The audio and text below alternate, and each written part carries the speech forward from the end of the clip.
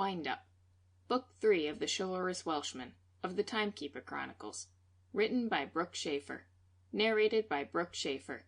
Thank you for listening, and enjoy. For Dad, whose many stories and life lessons usually fell on deaf ears. Prologue. Going Home. "Are you sure you want to do this, Walt?" Corey James asked as he punched out, grabbed a final cup of coffee, and walked out of the precinct. "Kids are a lot of work on their own.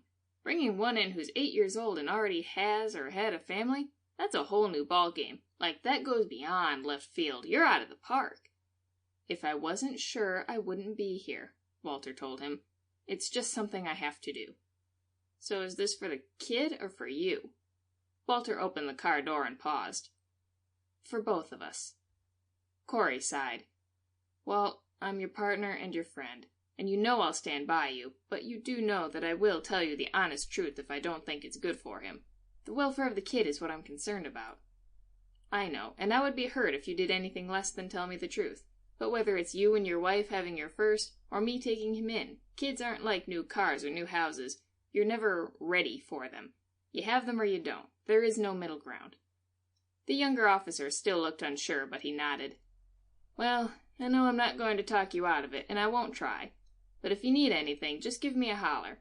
And above all, put the kid first. I always do."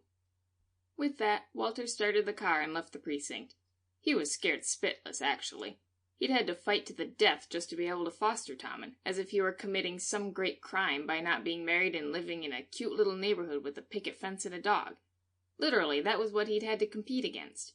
The only reason he'd managed to win was the hospital psychiatrist suggesting Tommen might adjust better if he were an only child and not bombarded by siblings ranging in age from 6 months to 13 years.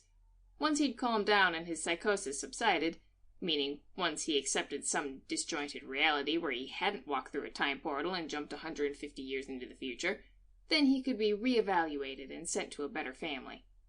Walter was determined to keep Tommen, no matter what the cost. He was the only one who understood Tommen, where he was from, what he was seeing, his whole experience. He could help him, really help him, rather than just brush it off as psychosis or autism or something stupid like that. He was a good kid. His pa had told him so before he went looking for him. Walter was determined to keep his word to find Tommen. He would just have to add a clause in there about raising him, too. He arrived at the hospital and sat in the parking lot for a few minutes, trying to gather his nerves. He was terrified. There was no other way to say it.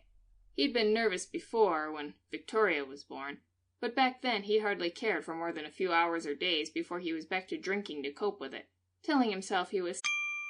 Sample complete. Ready to continue?